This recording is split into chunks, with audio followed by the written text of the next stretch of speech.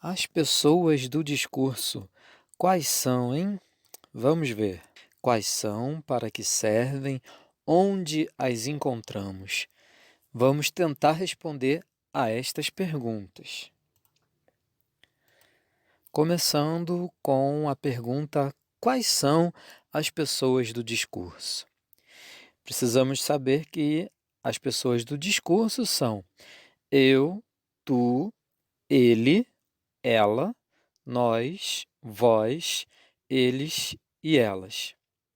Sendo que algumas são do singular, estas, eu, tu, ele e ela, são as pessoas do singular, e estas aqui são pessoas do plural. Nós, vós, eles e elas são as pessoas do plural.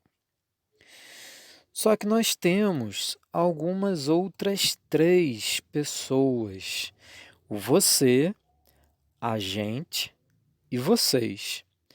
Sendo que nós vamos abordar essas três que eu pus em cor diferente e nós vamos saber já já por quê. Vejamos a primeira pessoa do singular. É a pessoa eu. A primeira pessoa do plural é a pessoa nós. A segunda pessoa do singular é o tu. E agora, veja, a segunda pessoa do singular, mas num discurso informal, é a palavra você. A segunda pessoa do plural é vós, sendo que na modalidade informal é a palavra vocês. A terceira pessoa do singular é o pronome ele ou o pronome ela. E a terceira pessoa do plural é a palavra eles ou elas. Então, temos aqui todas as pessoas do discurso. Primeira pessoa do singular, eu. Primeira pessoa do plural, nós. Segunda pessoa do singular, tu, mas no registro informal é você. A segunda pessoa do plural, vós, e no registro informal, vocês. A terceira pessoa do singular, ele, ela. A terceira pessoa do plural, eles e elas. É necessário entendermos o que é discurso, porque eu estava falando que essas eram as pessoas do discurso. Discurso corresponde a uma conversa. Então, veja, começamos com o eu e com a palavra, o pronome nós, que aqui é indicado pelo plural, várias pessoas. Eu, uma pessoa, nós, eu e outras pessoas. Esta é a primeira pessoa do singular, eu.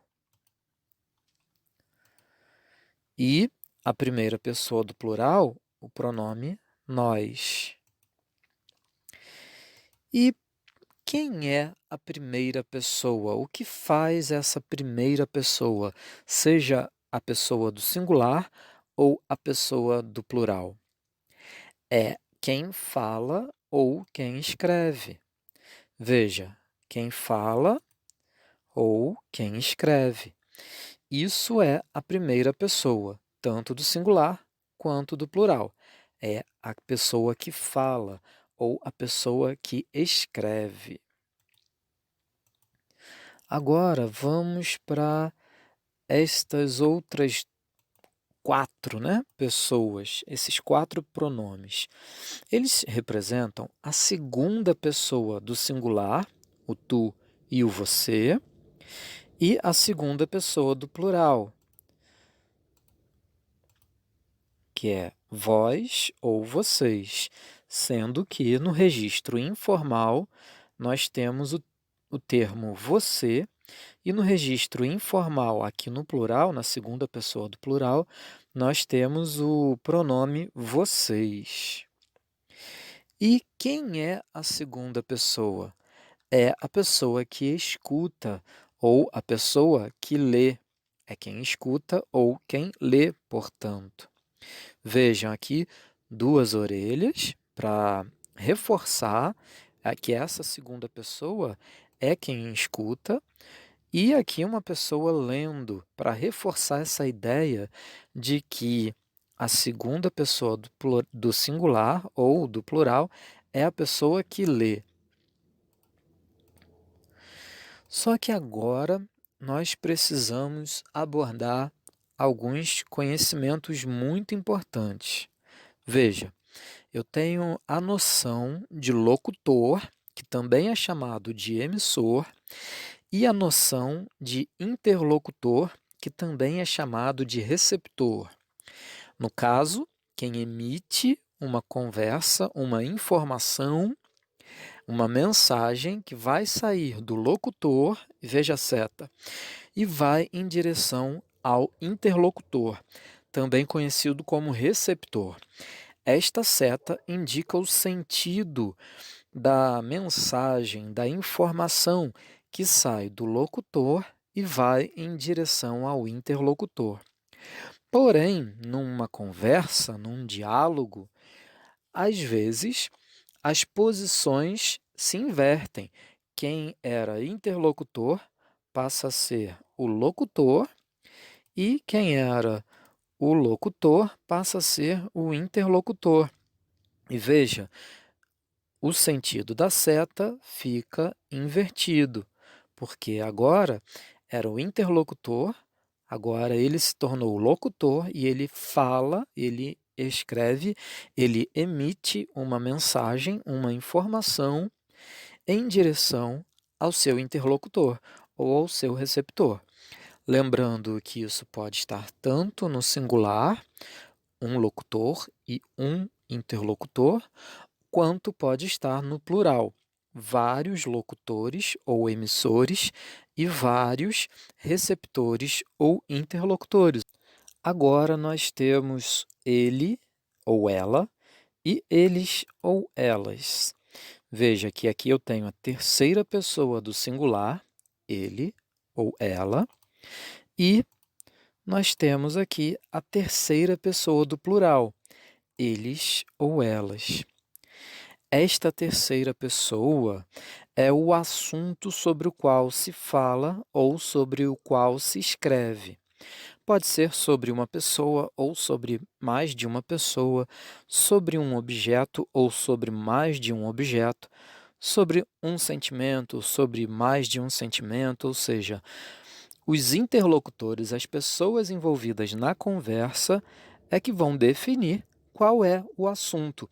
E este assunto que vai ser falado, sobre o qual vai ser falado, ou sobre o qual vai ser escrito, representa a terceira pessoa. Então, nós já respondemos quais são as pessoas e agora vamos para a seguinte pergunta: para que servem essas pessoas do discurso? Podemos dizer que servem para que pessoas possam se comunicar, servem para que possamos conjugar nossos verbos também. Onde as encontramos? Nós as encontramos na nossa comunicação cotidiana.